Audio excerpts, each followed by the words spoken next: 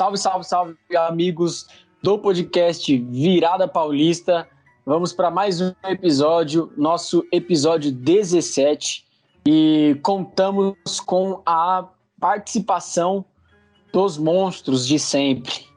Se apresenta aí, Thiago. Fala, rapaziada, tudo bem com vocês? Espero que esteja todo mundo bem. Bora que essa semana foi bem agitada, muita coisa, muito jogo, então não vamos perder tempo não. Foi uma semana agitada aí para competições sul-americanas, então vamos contar com São Paulo, Santos e Palmeiras. São Paulo e Palmeiras na Libertadores e Santos na Sul-Americana. Se apresenta aí, Guilherme. Opa, galera. Seja muito bem-vindo ao nosso podcast. Espero que vocês gostem de mais um episódio aí que a gente está trazendo para vocês, viu? É isso aí. Estamos com os craques de sempre. Eles que animam o nosso podcast Virada Paulista, episódio após episódio. Agora vamos para um quadro que está ficando famoso já, tradicional aqui no nosso podcast, que é o Virada Indica. Não vou começar por mim, rapaziada.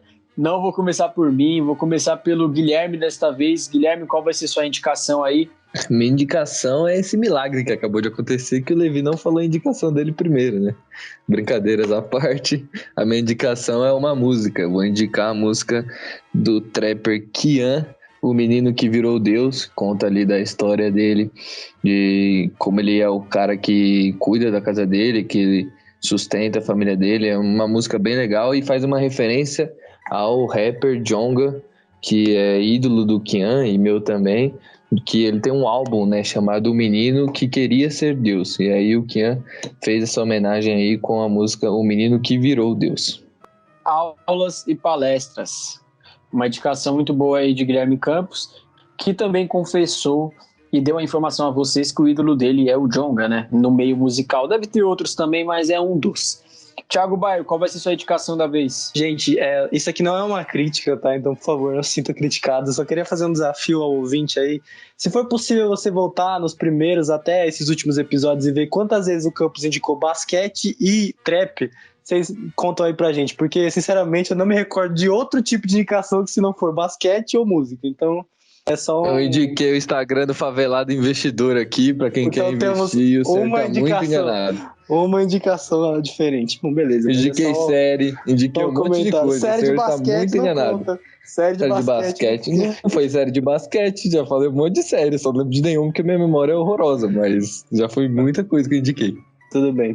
Então deixa eu partir para minha indicação aqui, que olha como o mundo dá voltas, né? Hoje sou eu que vou indicar coisa de basquete, né? Porque não pode faltar.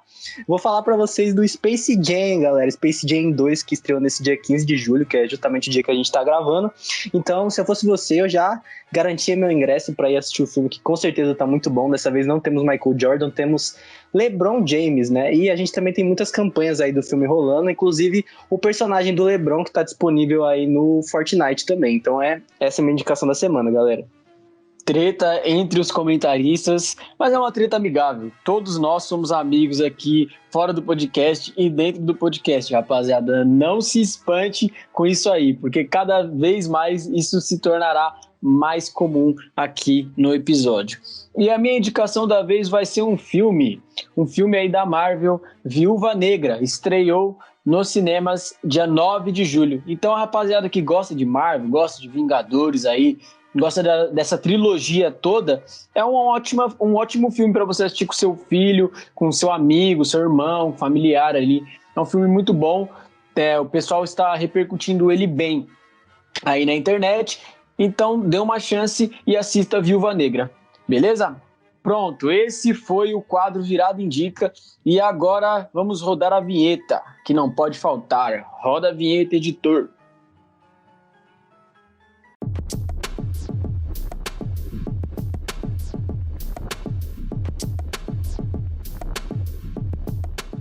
Então é isso, vamos para o episódio aí, vamos falar de São Paulo, vamos falar de Tricolor Paulista. São Paulo com muitos desfalques, fica apenas no empate contra o Racing. São Paulo aí pelas oitavas de final da Libertadores, enfrentou o Racing dentro de casa, dentro do Morumbi e ficou apenas no empate. Bom, torcedor São Paulino, muitos de vocês ficaram revoltados que apesar do gol do Vitor Bueno, ele perdeu um gol inacreditável no Futebol Clube. E logo antes de ir para o intervalo, no finalzinho, Copete, que não é o Copete do Santos, empatou a partida. Eu gostaria de saber de Guilherme Campos. Guilherme, essa situação do São Paulo fica irreversível praticamente no jogo de volta, já que o empate 0-0 classifica o Racing. Eu queria saber de você quais são as possibilidades reais do São Paulo de classificar ainda nesse confronto contra o Racing. E se puder comentar também um pouco da partida e das suas opiniões pessoais pra gente, seria muito bom. Fala aí, Guilherme. Bom, eu acho que tá aberto ainda, mas se jogar essa bolinha que jogou no Morumbi na noite da terça-feira, vai ser complicado, porque a equipe do Racing é uma equipe que não é uma das melhores equipes argentinas, mas é uma equipe muito cascuda, difícil de jogar. O São Paulo não venceu contra o Racing em 3 jogos. Perdeu no Morumbi, no jogo da fase de grupos. O primeiro jogo lá em Avejaneda acabou 0-0. E esse agora foi 1-1 com um gol muito na sorte do Vitor Bueno, porque o São Paulo não conseguiu criar grandes chances. E quando criou grandes chances, elas ficaram nas pernas de Vitor Bueno, que eu já falei no último podcast, não tem condição de vestir a camisa do São Paulo. É um jogador muito, mas muito fraco e está sendo muito criticado nas redes sociais, porque ele perdeu bastante gol, né? Ele perdeu bastante gol nesse último jogo e acabou complicando a situação do São Paulo, que tá tendo muitos desfalques. O Éder mesmo não conseguiu jogar nem um tempo inteiro, e isso já deixa uma dúvida na minha cabeça de o que tá acontecendo com essa equipe do São Paulo, porque o preparo físico tá péssimo, tá horroroso, né? Porque os jogadores não conseguem voltar e jogar. O São Paulo teve 11 desfalques nos últimos 30 dias, é muita gente.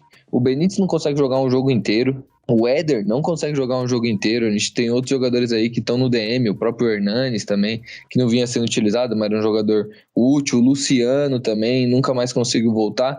O que está acontecendo com a preparação física do São Paulo? É essa a pergunta que eu deixo aí para vocês. Eu acho que está fazendo um péssimo trabalho, né? Porque esses jogadores que foram contratados mal conseguem jogar. E a gente já vê também qual que é o custo-benefício dessas contratações do São Paulo, já que o Miranda quase não consegue jogar por lesão. O Benítez quase não consegue jogar por lesão. Quando tá lá, não pode nem jogar um jogo inteiro. Ele entrou no segundo tempo nesse jogo contra o Racing, até deu uma melhorada na equipe do São Paulo. E tem também o Luciano, né, que tá lá. O Éder não consegue fazer grandes jogos, não consegue fazer um jogo completo. Acho muito estranho isso. O São Paulo contratou aquele William, volante, que mal jogou. Então, a gente, no começo da temporada, avaliamos as contratações do São Paulo como boas, mas nesse momento eu vejo que não fizeram tanta diferença assim. O seu Miranda, que realmente estava jogando bem, mas está sofrendo com muitas lesões. Então, é um desfalque recorrente, né, da zaga do São Paulo. E o Benítez também fez bons jogos, mas é um desfalque recorrente do meio-campo do São Paulo, e aí deixa o São Paulo mais fraco do que a gente achava que era. A gente achava que era uma equipe muito forte, com um elenco bom, que ia brigar. Mas com esses desfalques a todo momento fica complicado. Tá aí, comentário de Guilherme Campos aí sobre esse primeiro jogo do São Paulo na Libertadores pelas oitavas de final, dentro de casa, e também alguns comentários ali acerca das lesões que o São Paulo vem enfrentando durante essa temporada. Do Thiago, eu queria saber algo diferente. Não é relacionado ao jogo, e sim relacionado ao São Paulo, diretoria e decisões fora de campo. Primeiramente, Thiago, vamos por parte. O primeiro ponto que eu queria saber de você é o seguinte: o Daniel Alves deixou claro ao São Paulo que as Olimpíadas era a sua prioridade no momento. Devendo dinheiro ao jogador e sem poder de negociação, o clube temeu que o camisa 10 fosse à justiça exigindo a liberação.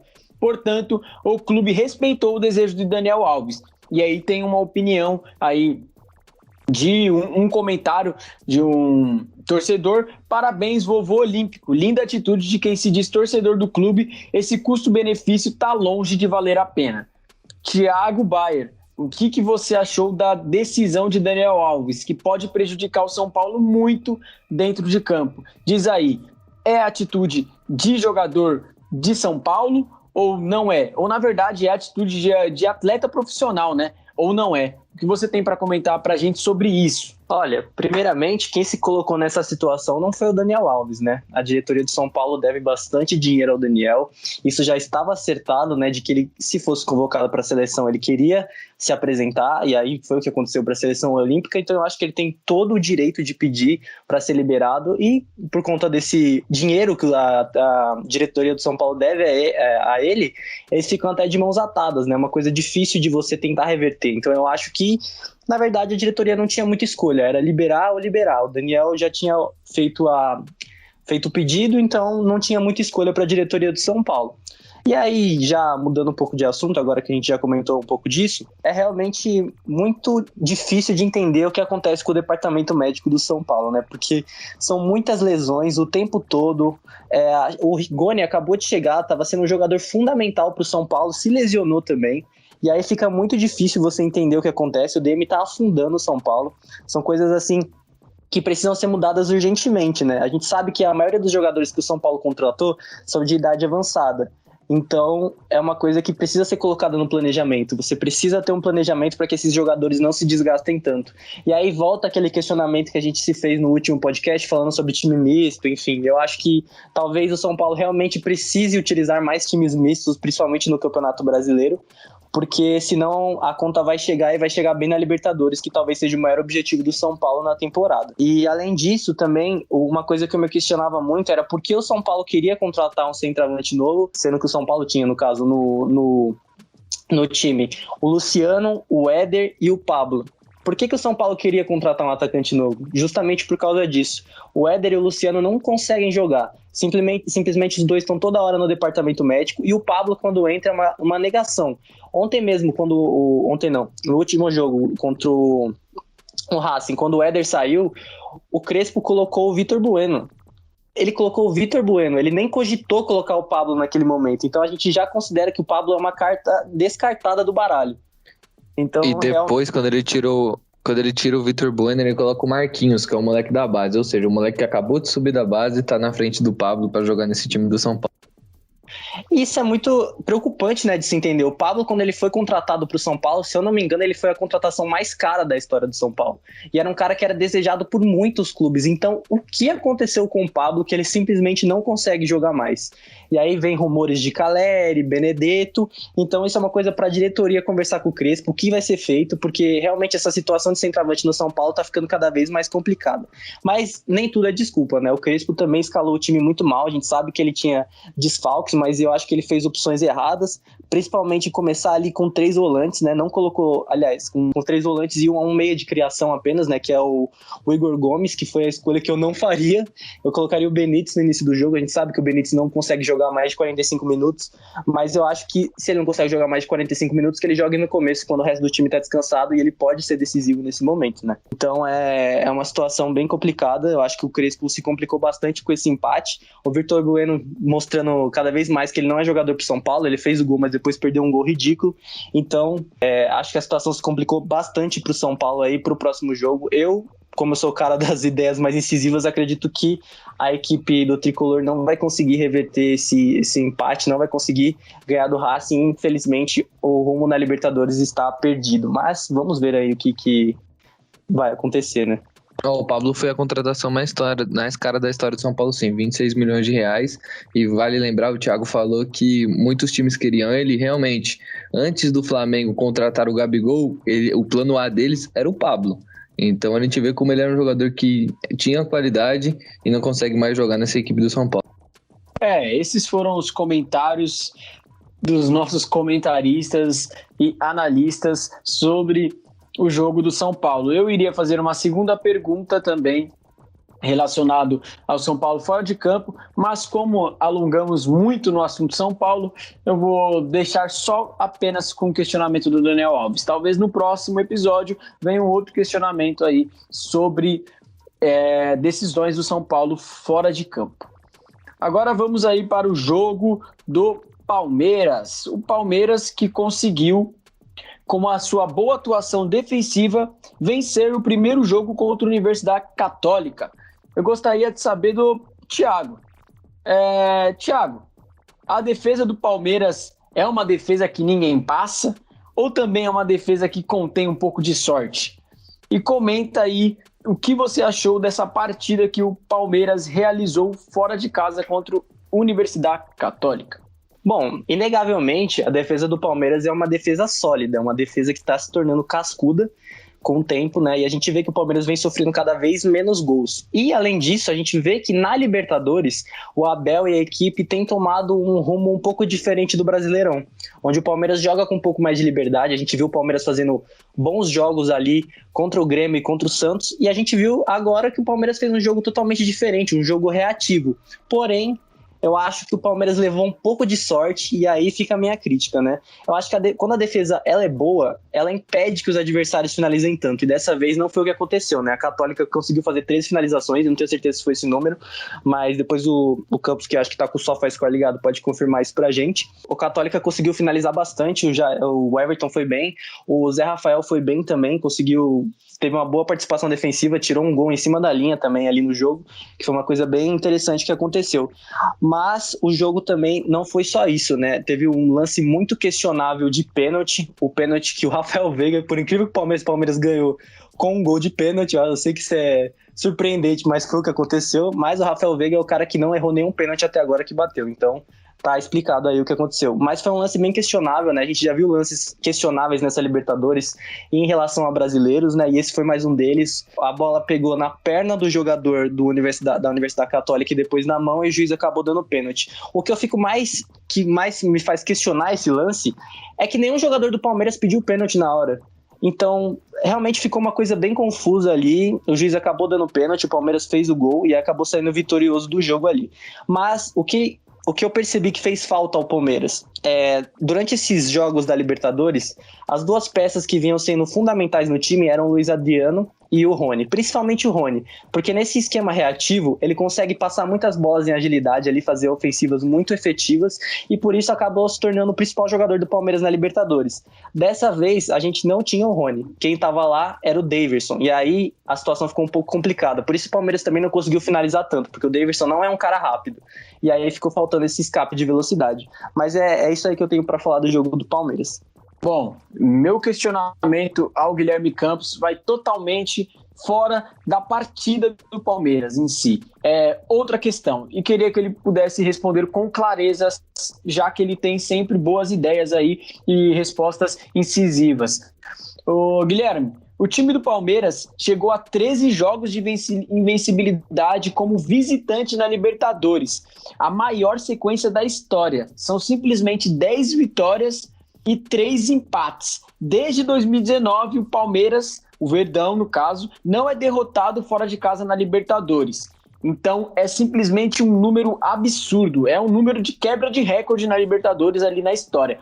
O Palmeiras pode ser considerado time copeiro? Ou melhor, o Palmeiras pode ser considerado o maior time copeiro do Brasil no momento, levando em consideração que copeiro nem sempre vai para aquele time que faz ótimas atuações em casa, né? E sim aquele time osso duro de roer, e o Palmeiras tem se mostrado que é um time osso duro de roer fora de casa. Qual é a sua opinião sobre isso, Guilherme? Eu acho que tanto dentro de casa ou fora de casa, o Palmeiras é um time muito sólido, sabe o que tem que fazer, tem as ideias muito bem plantadas na cabeça dos jogadores. O Abel é um ótimo técnico, ele tem esse estilo de jogo mais reativo que combina com a característica dos jogadores do Palmeiras. Por isso que eu acho que pode sim considerar o Palmeiras, esse time de agora, um time copeiro, um time difícil de jogar fora de casa, um time que vem de caras derrotas e ultimamente não tá tendo derrotas, né? E eu acho que é um time que é difícil de bater. Quem quiser ser campeão de uma Libertadores vai ter que passar por essa equipe do Palmeiras, vai ter um duelo muito difícil, vai ter um duelo muito complicado. O Palmeiras é uma equipe muito boa e sabe o que tem que fazer, e tem grandes jogadores vivendo boas fases. Até os caras que não são grandes jogadores, como o Daverson, se encaixam no esquema do Abel e estão fazendo bons jogos. O Daverson tem sido destaque de alguns jogos do Palmeiras, tem jogado muito bem. Mas falando um pouquinho sobre o jogo, né, de ontem contra a Católica, O Palmeiras, ele não fez um grande jogo, contou um pouco com a sorte sim, mas às vezes tem que contar com a sorte. Tem uma defesa que é difícil de passar, a sorte bateu ali na porta quando o Zé Rafael salva aquela bola embaixo da linha de cabeça, né, que seria o gol da Católica, e a Católica pressionou bastante o Palmeiras, o Católica que é o ex-clube do Ariel Roland, então é um clube que foi campeão chileno na temporada passada e tem uma característica de envolver os seus adversários, de finalizar bastante, de entrar dentro da área, ser um time bem ofensivo. E por isso teve 59% de posse de bola contra 41% da equipe do Palmeiras e finalizou 14 vezes no gol do Palmeiras, acertando 7, e o Palmeiras só finalizou 5 em direção à meta da Católica e acertou apenas 2. E o gol de pênalti do Zé Rafael, eu quero destacar a inteligência do Daverson, porque aquele cruzamento não ia achar ninguém.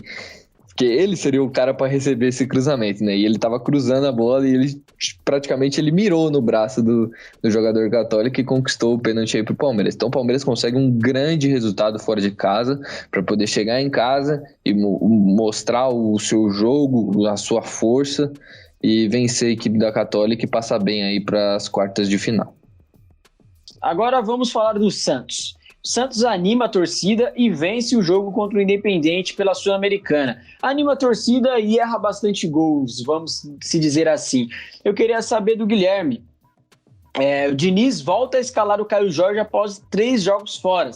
E o Caio Jorge foi o autor do gol aí do Santos nessa vitória magra por 1-0.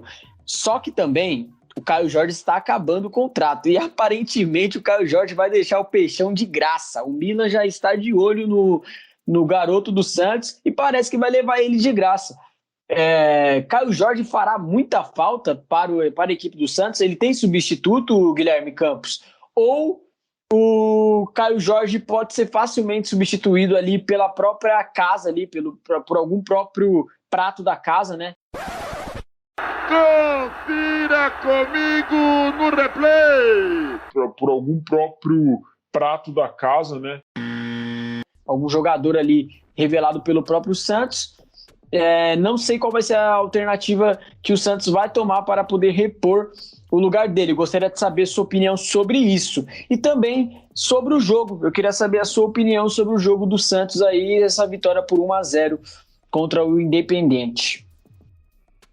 Bom, sobre o Caio Jorge, é um jogador muito bom que o Santos tem aí, foi muito criticado pela torcida, e não só pela torcida, por outros entendedores do futebol, inclusive 2 deles estão nesse podcast aqui. Um sempre defendeu, sempre falou que ele era ótimo jogador, que tinha futuro. Para outros 2 aí, é complicado. Falaram que ele era um cara que não fazia tantos gols. Essa temporada ele tem bastante gols. Ele é o artilheiro do Santos na temporada. Não, peraí. Acho engraçado que você é o cara que prega pela pessoa que muda de opinião, pela pessoa que evolui, aí o cara vai me lançar uma dessa aqui. Não é brincadeira, né? Só pra fazer esse comentário. A gente tem que falar a verdade, né? É que, pessoa, você tem que enxergar o potencial do atleta. Tá ligado? Enxergou o potencial do atleta, não tem problema. Eu sempre enxerguei. Só quero deixar claro isso. Só não tem nada contra quem muda de opinião. Só tem que deixar claro que eu enxerguei e certas pessoas não enxergaram. Bom, voltando a falar do Caio, ele é um cara que tá sendo muito importante nesse time do Santos. E não, Levi, ele não tem um substituto. O Santos tem na posição dele o Marcos Leonardo, que é um cara que ainda não tá pronto, e o Raniel, que tá voltando agora, que eu acho que não tem qualidade nem perto do que o Caio tem. E a gente viu nos jogos que o Caio ficou de fora, né, que o Diniz não optou por... e tem o Bruno Marques também, que também... Esse aí praticamente não joga mais com o Diniz, porque é um cara mais centravantão de área, um cara que vai ficar cruzando a bola para ele cabecear. E não é isso que o Diniz tenta propor, né? Apesar de alguns jogos o Santos cruzar bastante a bola. Então, o Marcos é um cara que não tá pronto para ser o titular. O Raniel é muito fraco. E eu acho que o Santos vai ter que ir atrás de um centroavante no mercado aí, buscando boas opções, como buscou alguns jogadores como o Moraes, como o Marcos Guilherme e como o Camacho, que são jogadores que vieram de graça e estão rendendo com a camisa do Santos. E hoje o Moraes fez uma baita de uma partida, melhor do jogo, na minha opinião. Substituiu muito bem ali o Felipe Jonathan, aliás, melhor que o Felipe Jonathan, que não vinha fazendo grandes jogos. Ele foi aos poucos ganhando confiança do Diniz, que parecia não gostar muito do futebol dele no começo, até que ele recebeu uma chance, jogou alguns minutos contra o América, foi bem, aí recebeu uma chance de titular por uma lesão do Felipe Jonathan, foi bem também, e hoje faz seu melhor jogo nesses 4 jogos que ele jogou aí com a camisa do Santos. Bom, voltando a falar no jogo em si, eu gostei bastante da partida do Santos em questão de volume de jogo. O time, especialmente no segundo tempo, que é quando o Santos costuma dar uma baixada no ritmo, às vezes dá uma dormida no jogo e acaba vacilando, criou bastante, mais do que no primeiro tempo. No primeiro tempo foram só 3 finalizações, apesar de ter algumas com perigo, como a do Marcos Guilherme, que ele finalizou em cima do goleiro. No segundo, o Santos fez uma pressão grande para cima do Independente, poderia ter feito 2, 3 gols.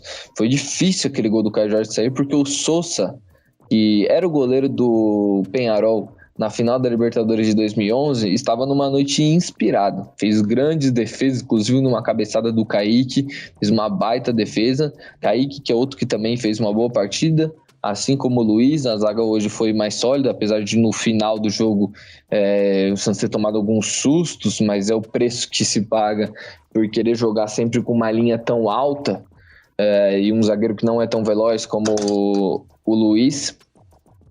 E você acaba pagando por isso. Pará, mais uma vez, horroroso, não tem condição de jogar no Santos. E o Camacho fez um jogo ok. Tem que se destacar a entrada do Carlos Sanches, que deve ser titular no próximo jogo. E que entra e dá um gás novo para a equipe. E, bom, vamos ver se esse resultado vai ser suficiente para o Santos na Argentina. Eu acho que seria mais confortável um 2-0. Seria, mas infelizmente não aconteceu. E... bom, tem que ressaltar que não tomou o gol fora de casa, né? O Independente não fez o gol muito por conta da grande partida do João Paulo, que catou demais. Inclusive, ele cata uma bola batida de falta no finalzinho, a bola vai no ângulo, ele faz uma baita de uma defesa. Um goleiro que é muito bom debaixo das traves, saindo às vezes do gol, dá umas rameladas, mas é um ótimo goleiro. O Santos tem 2 bons goleiros e vai para a Argentina lá com um resultado positivo e tentando buscar essa classificação na Sul-Americana. É isso aí. Comentário de Guilherme Campos.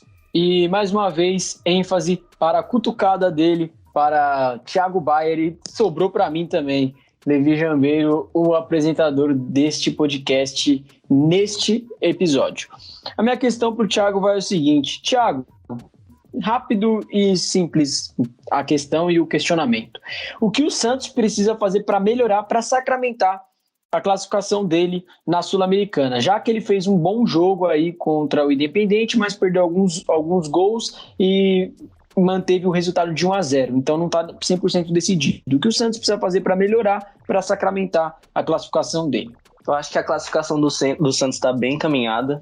O time conseguiu um resultado muito positivo aqui na Vila Belmiro, mas precisa botar um pouco mais do pé na forma, né? Chutou bastante no segundo tempo e precisa começar a fazer mais gols. Eu sei que o Sousa estava numa noite muito estrelada, conseguiu fazer ótimas defesas, mas isso não é da conta do Santos. O Santos precisa ir botar a bola para dentro. Mas, tendo ganhado o jogo, esse ponto fica um pouco mais irrelevante, né? Outra coisa que também o Santos precisa melhorar é tomar cuidado um pouco nos contra-ataques. O Pará hoje entregou uma bola que, pelo amor de Deus, não se faz isso. Acho que o Pará, cada jogo que passa, ele mostra que ele é... Novidade, né? Novidade, né, Thiago? Isso aconteceu todo jogo. O que mais me surpreende não é ele ser ruim. Eu sei que ele é péssimo, que ele é horrível, que ele é horroroso.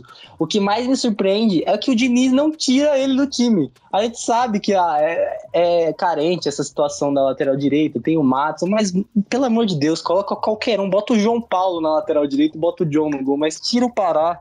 Porque acho que a torcida do Santos não aguenta mais ver esse cara em campo, porque todo jogo é uma pataquada diferente, ele entrega uma bola, e aí, sinceramente, se o Independente tivesse feito esse gol e tivesse empatado o jogo, eu acho que a galera tinha, sei lá, Não sei, eu não consigo nem imaginar o que a torcida do Santos teria feito com o Pará nesse momento. Mas eu acho que o Santos também precisa tomar, como eu vinha dizendo, precisa tomar um pouco mais de cuidado, às vezes na saída de bola. O Kaique acertou muitos passes, eu elogio muito ele por ter feito isso. Eu acho que ele é um cara que tem uma saída de jogo excelente. Ainda questiono um pouco a questão defensiva aérea dele, por ele ser um zagueiro com uma estatura um pouco mais baixa.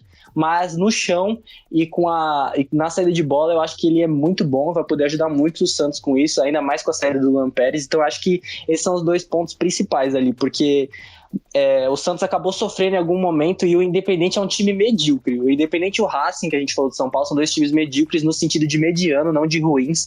E o Independente também já fazia tempo que não jogava, então estava um pouco desentrosado. Eu acho que o Santos precisa acertar um pouco melhor essa parte defensiva, principalmente no final dos segundos tempos, que é uma coisa que vem se repetindo, como o Campos disse, e também botar o pé na forma para tentar fazer mais gol, porque troca de passe rápido, Sanches jogando muita bola, Marcos Guilherme botando muito fogo ali na frente.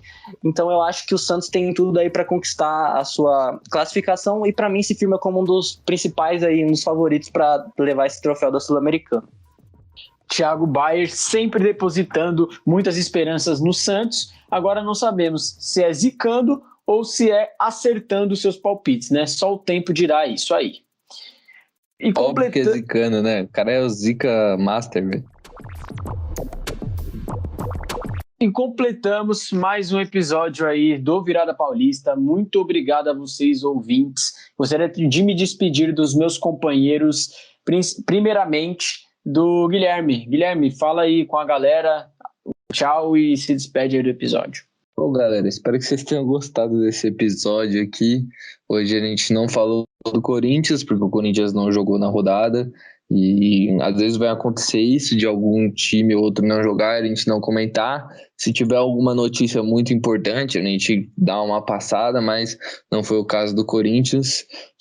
Não teve nada concreto, né? Teve alguns rumores aí, mas quando for concreto a gente comenta. Rumor, não dá pra ficar comentando não, porque senão vai virar bagunça. É isso aí, Guilherme Campos deu o papo, ditou aí, vai virar bagunça. Então, é como ele disse, vai virar bagunça. O Corinthians logo menos será assunto aqui no nosso podcast, pode ter certeza, até porque o Corinthians trabalha aí no mercado para duas, ou pelo menos uma grande contratação que vale a pena ser comentada aqui no podcast. Então, no momento certo, será comentado.